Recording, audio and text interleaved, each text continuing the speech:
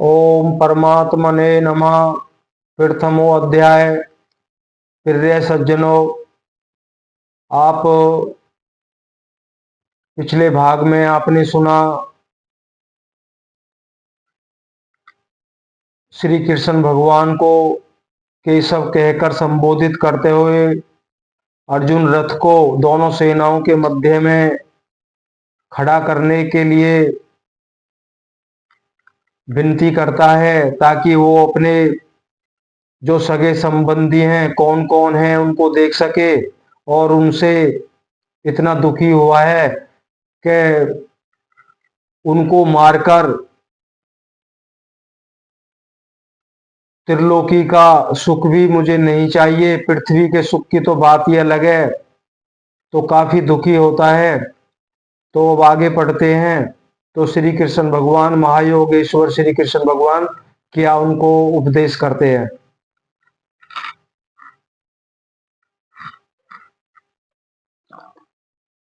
यहाँ पे बहुत बड़े जो संत हुए उन्होंने कुछ विचार दिए हैं। यथार्थ ज्ञान, श्रीमद् भगवत गीता का जो यथार्थ ज्ञान था उन्हीं को था। टीकाएं तो बहुत हैं, गीता पे बहुत टीकाएं लिखी जा चुकी हैं, लेकिन यथार्थ सत्य क्या है वो हर किसी गीता के अंदर नहीं है। जिसने जैसा जैसा समझा वैसा वैसा उसकी टीका की है। चलिए सुनते हैं। पूज्य महाराज जी कहा करते थे, मरना और साधु होना बराबर है। साधु के लिए सृष्टि में दूसरा कोई जीवित है भी, किंतु घर वालों के नाम पर कोई नहीं। यदि कोई है तो लगाव है। मोह समाप्त कहाँ हुआ? जहां तक लगाव है उसका पूर्ण त्याग। उस लगाव के अस्तित्व मिटने पर ही उसकी विजय है। इन संबंधों का प्रसार ही तो जगत है, अन्यथा जगत में हमारा है क्या? तुलसीदास कह, चिद विलास जगम बूझत बूझत बूझे। मन का प्रसार जगत है। योगेश्वर श्री कृष्ण भी मन के प्रसार को ही जगत कहकर संबोधित किया है। जिसने इसके प्रभाव को रोक लिया उसने चराचर जगत जीत लिया। अब यहाँ पे लगाव, अगर हमारा लगाव है तो हमारे सामने समस्त जगत जगत खड़ा है, तो लगाव को समाप्त करना है। जब जगत के प्रति लगाव हमारा समाप्त हो गया तो एक लगाव फिर भी रहता है, हमारा मोह, उस परमात्मा से मिलने का लगाव, विरह। जब वो लगाव भी खत्म हो जाए, वो लगाव भी खत्म हो जाए, तब हमारा जो लक्ष्य है वो पूर्ण होता है। जब तक लगाव है, जब तक हम पूर्ण नहीं है। अगर परमात्मा संसार के प्रति लगाव है तो पूरा संसार, अपना परिवार में लगाव है तो पूरा संसार ही हमारे सामने है, सबसे लगाव है हमारा। तो लगाव को हटाना है। जब उस परमात्मा से लगाव रह जाए तो उस लगाव को भी हटाना है, तब पूर्णता प्राप्त होगी। थोड़ी थोड़ी ही बात करेंगे, अध्याय लंबा है। केवल अर्जुन ही अधीर था ऐसी बात नहीं है। कह रहे केवल अर्जुन ही दुखी नहीं था। अब आंतरिक ज्ञान चलता है यथार्थ गीता में, अंदर का ज्ञान है, बाहर का ज्ञान नहीं है। केवल अर्जुन ही अधीर था ऐसी बात नहीं है। अनुराग सबके हृदय में है, प्रत्येक अनुरागी अधीर होता है। कह रहे जो भी साधक होता है शुरू में हर साधक दुखी होता है। क्यों? लगाव सामने आता है, मोह सामने आता है। प्रत्येक अनुरागी अधीर होता है, उससे उसे संबंधी याद आने लगते हैं। पहले वह सोचता है कि भजन से कुछ लाभ होगा तो यह सब सुखी होंगे, इनके साथ रहकर उसे भोगेंगे। जब ये साथ नहीं रहेंगे तो सुख लेकर क्या करेंगे? अर्जुन की दृष्टि में राज्य सुख तक ही सीमित थी। वह त्रिलोकी के साम्राज्य को भी सुख की पराकाष्ठा समझता था। इसके आगे भी कोई सत्य है इसकी जानकारी है अर्जुन को नहीं है। अर्जुन को केवल इतना ज्ञात था कि मुझे श्री कृष्ण भगवान त्रिलोकी तक का राज्य देने की बात कर रहे हैं, उससे भी आगे कोई पूर्ण अवस्था है उसका उन्हें आभास नहीं था अर्जुन को। अब ये श्लोक नंबर 36।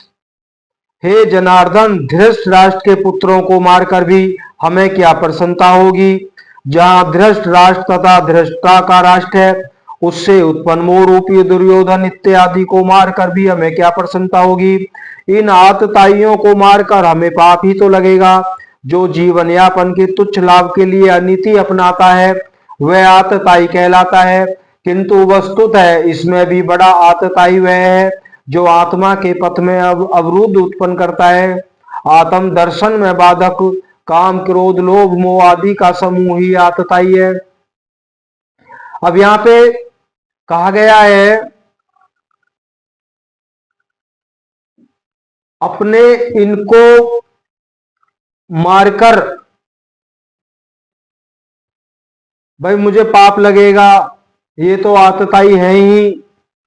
लेकिन यहां पे थोड़ा सा खुलासा कर दिया है, आत्म दर्शन में बाधक सबसे बड़े आतताई कौन है। सबसे बड़े काम, क्रोध, लोभ, मोह, अहंकार, ये तो हमें वहां पहुंचा देते हैं जहां कोई जाना ही नहीं चाहता है। अधो गति में, नरक में, इन्हीं के द्वारा तो जाते हैं हम। जीवन भर काम सताता है, क्रोध सताता है, मोह सताता है, लोभ सताता है, जीवन भर अपने अपयश का अहंकार बना रहता है, तो कहां ले जाते हैं 84 में कि मारना तो इनको है। इससे हे माधव, अपने बांधव धृतराष्ट्र के पुत्रों को मारने के लिए हम योग्य नहीं है। स्वयं बांधव कैसे, वे तो शत्रु थे न। वस्तुतः शरीर के रिश्ते अज्ञान से उत्पन्न होते हैं। अब समझते जाइए सज्जनों, कह रहे हैं शरीर के रिश्ते अज्ञान से उत्पन्न होते हैं। यह मामा है, ससुराल है, स्वजन समुदाय है, यह सब अज्ञान ही तो है। जब शरीर ही नश्वर है तब इसके रिश्ते ही कहाँ रहेंगे। मोह है तभी तक सुहृदय, हमारा परिवार है, हमारी दुनिया है। मोह नहीं तो कुछ भी नहीं। इसलिए वे शत्रु भी अर्जुन को स्वजन दिखाई पड़े। वह कहता है कि अपने कुटुंब को मारकर हम कैसे सुखी होंगे। यदि अज्ञान और मोह ना रहा तो कुटुंब का अस्तित्व ना हो। यह अज्ञान ज्ञान का प्रेरक भी है। भरतहरि, तुलसी इत्यादि अनेक महानुभावों को वैराग्य की प्रेरणा पत्नी से मिली, तो कोई सौतेली माँ के व्यवहार से खिन्न होकर वैराग्य पथ पर अग्रसर हुआ दिखाई देता है। यद्यपि लोभ से भ्रष्ट चित्त हुए ये लोग कुलनाश के दोष और मित्रद्रोह के पाप को नहीं देखते, यह उनकी कमी है। फिर भी श्लोक नंबर 31। हे जनार्दन, कुलनाश से होने वाले दोषों को जानने वाले हम लोगों को इस पाप से हटने के लिए क्यों नहीं विचार करना चाहिए। मैं ही पाप करता हूं ऐसी बात नहीं, आप भी भूल करने जा रहे हैं। अब देखो अर्जुन इतना मोह में फंस गया, वो श्री कृष्ण भगवान से पहले तो ये कह रहा है कि हम ये पाप ही नहीं करें, कोई ऐसा रास्ता हमें सोचना चाहिए। अब लास्ट में ये भी बोल दिया है कि मैं ही पाप कर रहा हूं, ऐसा नहीं है, उसमें आप भी शामिल हैं। श्री कृष्ण भगवान को बोल रहे हैं, कह रहे हैं कि मैं तो भूल कर ही रहा हूं, आप भी भूल करने जा रहे हैं। माधव कृष्ण भगवान को कह रहे हैं आप भी भूल करने जा रहे हैं। अर्जुन बोल रहा है, श्री कृष्ण पर भी आरोप लगाया। अभी वह समझ में अपने को श्री कृष्ण से कम नहीं मानता। प्रत्येक नया साधक सतगुरु की शरण जाने पर इसी प्रकार तर्क करता है और अपने को जानकारी में कम नहीं समझता। अब सभी के साथ ऐसा होता है, जब गुरु बनाने जाते हैं तो गुरु उपदेश देता है तो उन उपदेशों पर भी हम तर्क वितर्क क्या करते हैं। क्यों हम भी अपने को ज्ञानी मानते हैं, गुरु की महिमा को हम समझते नहीं है उस समय तक। अर्जुन भी ठीक ऐसे ही उस समय अर्जुन का व्यवहार था। यही अर्जुन भी कहता है कि ये भले न समझे किंतु हम आप तो समझदार हैं। मतलब एक दुर्योधन वगैरह ये नहीं समझे, लेकिन हम और आप तो समझदार हैं। कुल नाश के दोषों पर हमें विचार करना चाहिए। कुल नाश में दोष क्या है। कुल के नाश होने से सनातन कुल धर्म नष्ट हो जाते हैं अर्जुन कुल धर्म कुलाचार को ही सनातन धर्म समझ रहा था। धर्म के नाश होने पर संपूर्ण कुल को पाप भी बहुत दबा लेता है। हे कृष्ण, पाप के अधिक बढ़ जाने से कुल की स्त्रियां दूषित हो जाती हैं। हे वार्ष्णेय, स्त्रियों के दूषित होने पर वर्ण संकर उत्पन्न होता है।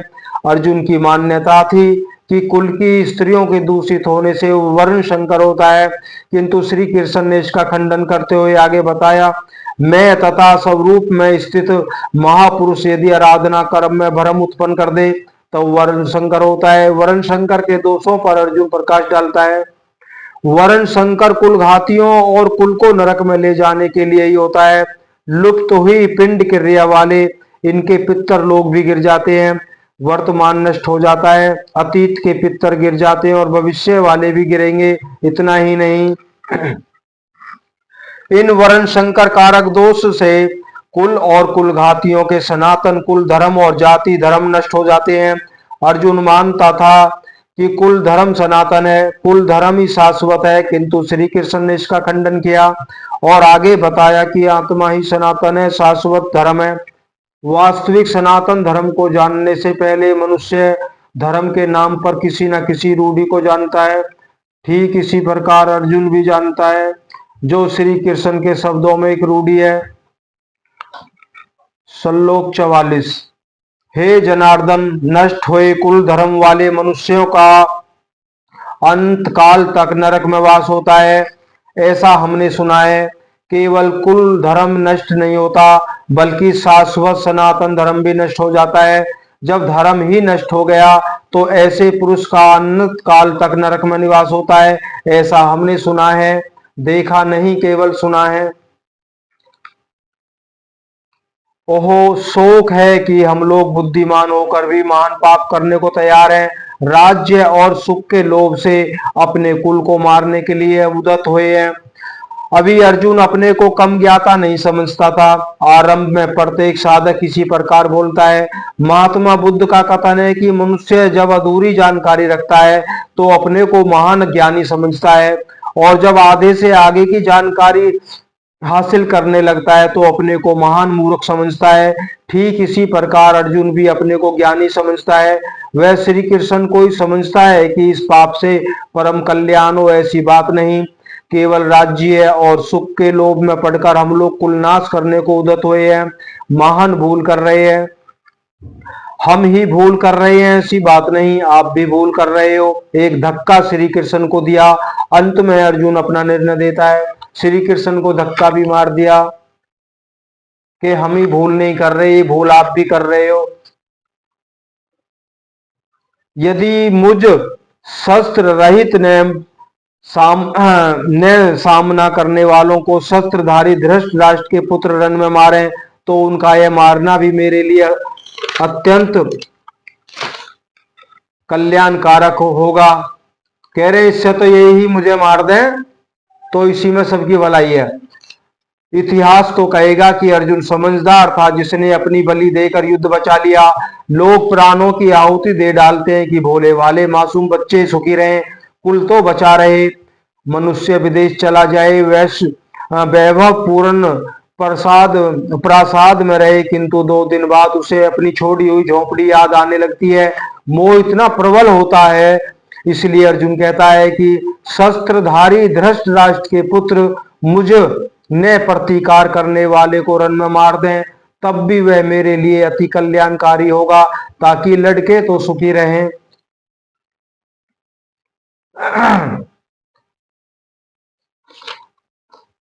संजय उपाच।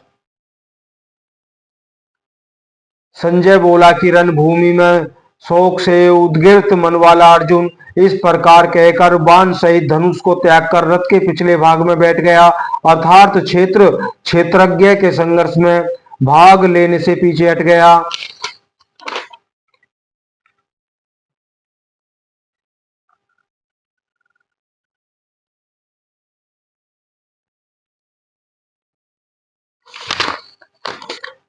तो ये प्रथम अध्याय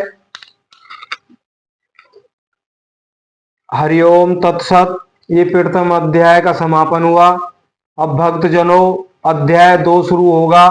वहां से जो ज्ञान की रूपरेखा है, या सोच लो स्टेप बाय स्टेप बड़ा आनंद आएगा। अभी अध्याय प्रथम में तो थोड़ा बहुत हमारी समझ में आया है, क्योंकि थोड़ा सा अपने संबंधियों का अर्जुन को क्या महसूस हुआ, वो पाप और पुण्य की बात करता है। लेकिन अब आगे उसको उपदेश दिया जाएगा,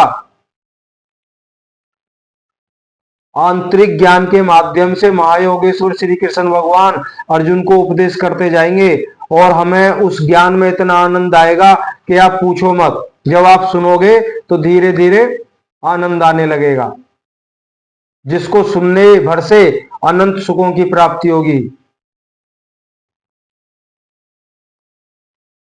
श्रीमद् भगवत गीता इति शुभम।